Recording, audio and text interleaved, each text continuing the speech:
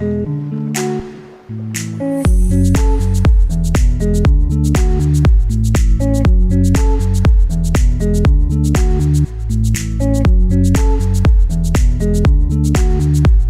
week might go down in history as the craziest week of my life.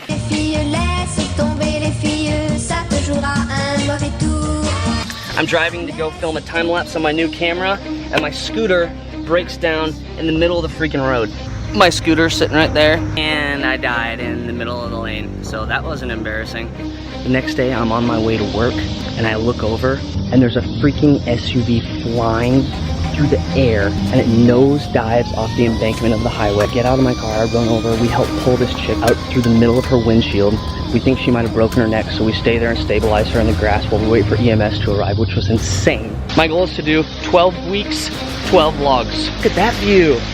That's pretty. I should do a time lapse right here. So I started working as a producer on my friend Ben Tossig's new vlog. You gotta let that thing flow, you gotta let it move. If it doesn't move... We just finished editing, we're reviewing the final product, and we're having some, what is that? Really old wine. It's a brand new vlog, but it's really cool. Next, I went to an awesome Troy Boy music festival.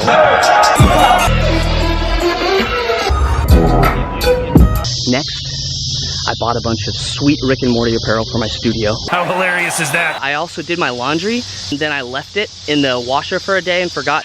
So it all smells like mildew. Ugh. Everything all over. Ugh. Ugh. Ugh. Piece of... Ugh. So I started doing push-ups every single day. My brothers and I are doing this deal where if we want to have a drink during the week, that's fine, but for every drink we have, we got to do 75 push-ups. Papa Josh needs to do some push-ups. I think currently I'm at like 700 or 800 something, so it's okay. Also, I've started consulting with some different people, like my cousin, on his business and my vlog.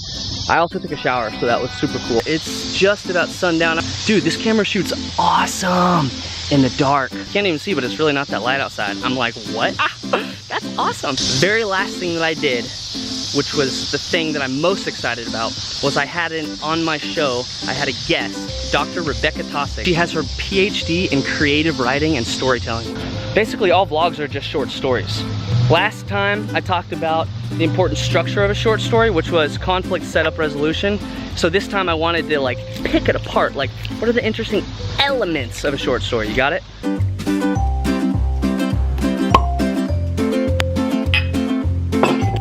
Interview time. She is going to be here in a second, and I'm going to interview her, awkwardly probably. How do you tell me a short story? Dude, I don't know.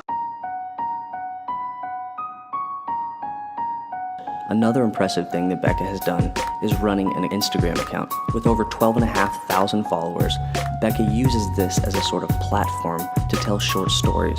Most of these short stories revolve around her life interacting with her disability and what that experience is like. While I had a million questions for Becca, unfortunately our time was limited, so I asked her to boil the fundamental elements of short story writing down into 3 things.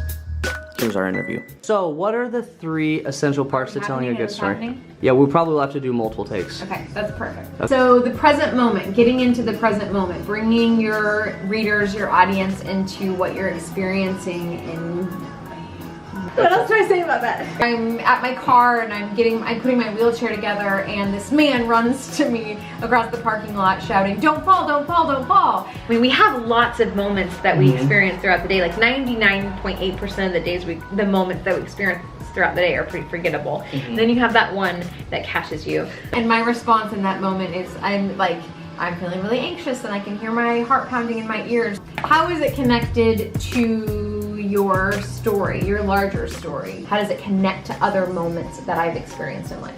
For me, it's connecting to a whole history or patterns of stories of this is a feeling that I've felt 1,000 times. What is it about this moment that makes me think about it throughout the day and into the next day? Like, why do I keep coming back to this?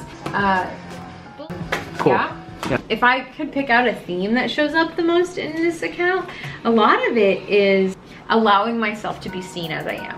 I don't know quite how to get here. Like the falling post, so I actually physically fall, in part because of my paralysis, which you could equate to any sort of weakness that any person has, and allowing someone to see that. That's a universal point of connection.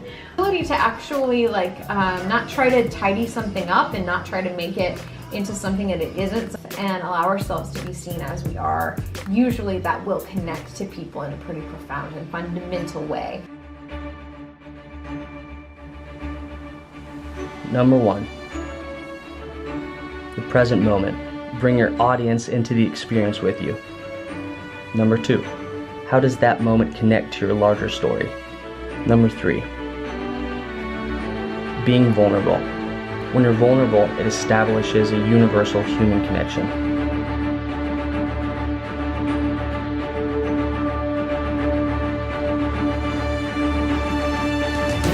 The end.